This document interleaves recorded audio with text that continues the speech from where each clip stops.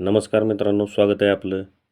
तर आज 19 February 19 February म्हणजे छत्रपती शिवाजी महाराज यांची आज जयंती. सर्वप्रथम सर्व शिवभक्तांना, महाराष्ट्रातील आणि देशातील आणि जगभरातील शिवभक्तांना त्यानिमित्त हार्दिक हार्दिक शुभेच्छा आणि छत्रपती शिवरायांना अभिवादन.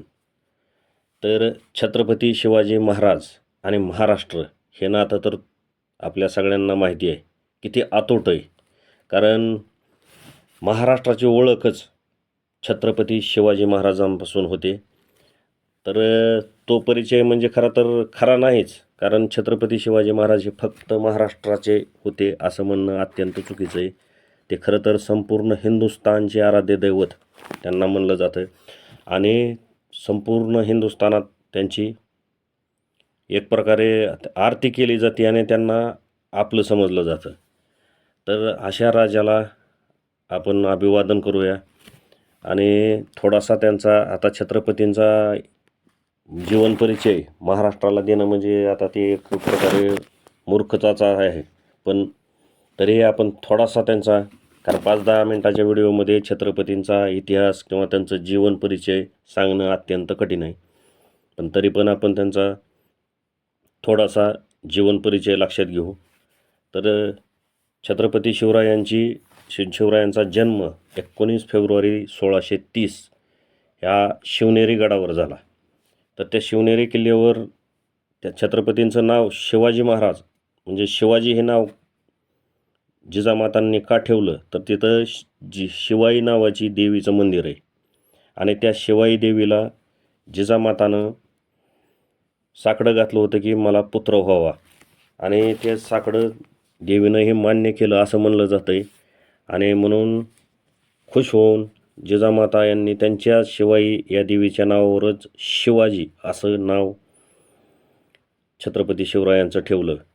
आता अशा पद्धतीनं शहाजीराजे भोसले आणि जिजामाता भोसले यांना हा तेजस्वी पुत्र 19 फेब्रुवारी 1630 रोजी झाला.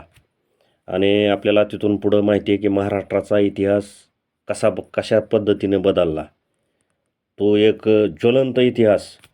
कारण छत्रपती शिवाजी महाराज म्हणलं की चातुर्य, शूरता, वीरता, संघटन आणि जनतेचा राजा असं म्हणलं जातं. एकाच राजाला रयतेचा राजा, जाणता राजा असं एकाच राजाला म्हणलं जातं, ते म्हणजे छत्रपती शिवाजी महाराज.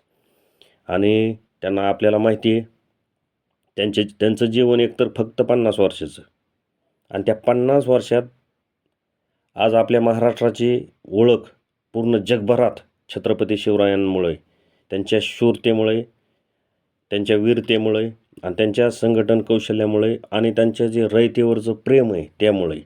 कारण त्यांनी कुठलाही राजा म्हणलं की धर्म आला आणि धर्मांता आली. पण छत्रपती शिवरायांच्या विषयी अशी कुठलीही इतिहासात नोंद नाही की त्यांनी आपला धर्म, हिंदू धर्म सोडून दुसऱ्या धर्मातील लोकांना त्रास दिला किंवा मुसलमानांच्या मशिदी पाडल्या. उलट त्यांच्याविषयी त्यांना कुठलाही आकस नव्हता. कारण जनतेचं राज्य, रयतेचं राज्य आणणे एवढा त्यांचा एकमेव उद्देश होता आणि त्यांनी त्यासाठी स्वतःचं जीवन अर्पण केलं आणि हिंदवी स्वराज्याची स्थापना केली. छत्रपती शिवरायांचा राज्याभिषेक जरी त्यांनी पूर्ण हयातभर जनतेची सेवा केली असेल, लढाई केली असतील, किल्ले जिंकले असतील, तरी पण त्यांचा राज्याभिषेकाला अत्यंत त्या काळी बऱ्याच जणांचा विरोध, त्यांच्या स्वकीयांकडूनही विरोध झाला. तरीसुद्धा त्याला न जुमानता 6 जून 1674 रोजी छत्रपती शिवरायांचा राज्याभिषेक झाला आणि खऱ्या अर्थाने हिंदवी स्वराज्य निर्माण झाले.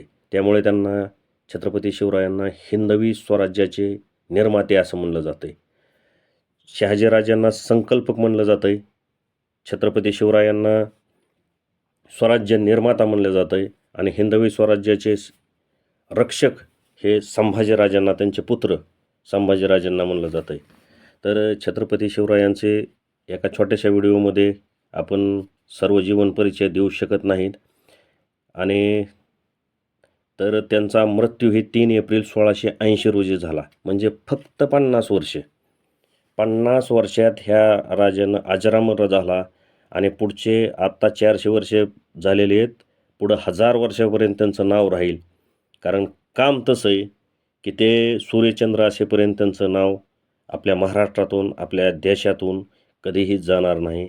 अशा ह्या पराक्रमी राजांना पुन्हा पुन्हा वंदन करूया. जय शिवराय, जय शिवराय.